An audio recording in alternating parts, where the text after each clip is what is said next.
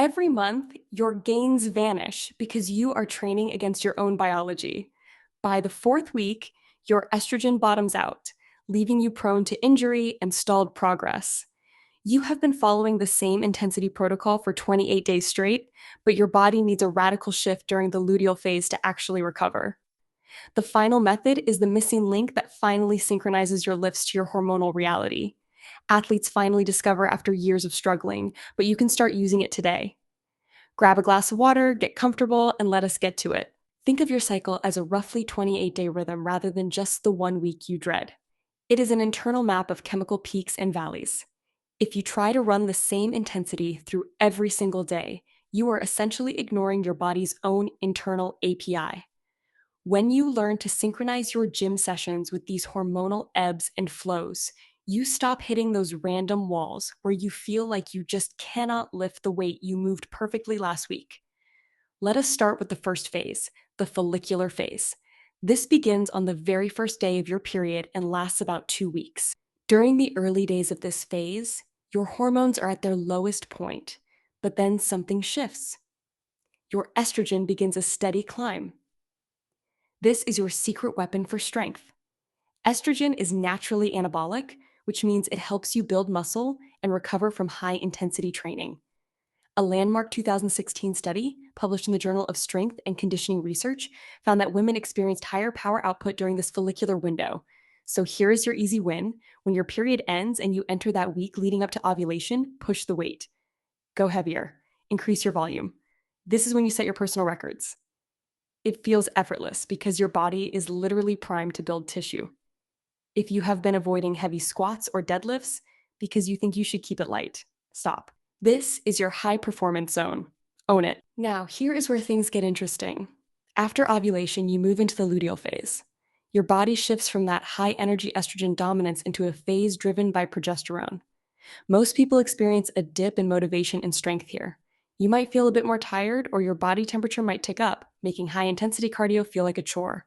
It is not in your head. It is your metabolism working harder to prepare for a potential pregnancy. Instead of forcing the same intensity you use during your follicular phase, you level up by switching your focus. This is the perfect time for steady-state endurance training and technique refinement. Dr. Stacy Sims, a leading researcher in female physiology, emphasizes that this luteal phase is when your core temperature rises, which can make you feel more prone to overheating. Use this knowledge to your advantage. If you find yourself struggling to hit those heavy sets in the final week of your cycle, do not beat yourself up. Pivot. Focus on controlled movements, higher repetition ranges, and perhaps a bit more focus on mobility. You are still training, you are still progressing, but you are aligning your output with your body's current physiological demand. If you are finding this helpful so far, hit that subscribe button. I share deep dives on performance and wellness like this every week, and sticking around helps me keep this channel going. All right, now for the one I have been saving for you.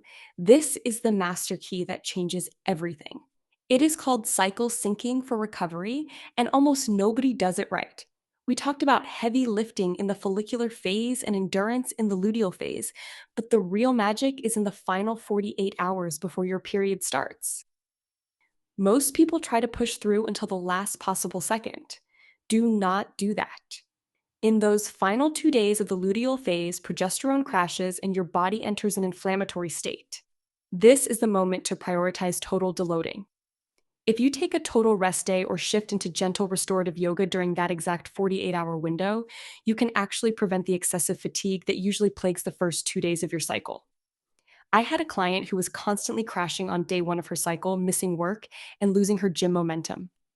We mapped out her training to ensure those 2 days before her period were strictly low-impact, restorative sessions. Within 2 cycles, she was no longer taking days off to recover from her period. She essentially bought herself 4 extra training days per month by simply choosing to rest when her body was already signaling for it. That shift alone could save you more training time than the first 2 methods combined. Once you see it this way, you cannot unsee it. You are not just a static object in the gym. You are a changing biological system that requires a different manual for different weeks of the month. Think about the cumulative effect of that. If you follow this pattern for a year, you are not just working harder. You are working smarter, allowing your body to repair during the windows where it is most efficient at recovery. You stop the cycle of overtraining and under-recovering. You stop viewing your biology as an obstacle and start viewing it as your primary performance metric. So, there you go. 3 distinct ways to train around your menstrual cycle. You have the follicular power phase, the luteal endurance phase, and that crucial recovery window right before your period. Using these 3, you will find you have more consistency than you ever had when you were trying to force a linear schedule onto a non-linear body. Remember, this is a practice. You do not have to be perfect on day 1. Just start tracking your cycle and observe how your energy levels change during those specific phases. You will start to see the patterns yourself. And when you do, everything becomes easier. If you got value from this, share it with someone who needs to hear it. The world is full of fitness advice that ignores half the population, and it is time we change that. Subscribe so you do not miss the next deep dive into performance physiology. I am already working on a video about how to optimize your nutrition to support these exact training shifts. You really do not want to miss that one. Keep showing up, keep listening to your body, and I will see you in the next one. It is funny how we spend so much time studying the mechanics of a barbell or the geometry of a squat, but we treat the human engine like it is a stationary machine. It is not. It is a flow. It is a constant evolution of chemical signals that determine how you synthesize protein and how you store glycogen. When you stop fighting that, you stop being an athlete who is constantly chasing her old self. You start being the athlete who evolves alongside her own biology. And that is where the real progress happens, every single time. Take a breath. You have got this. The science is on your side, and your body is finally going to be your biggest supporter in the gym instead of the thing you think you have to overcome. That is a powerful place to stand. Stay consistent, stay curious, and keep going.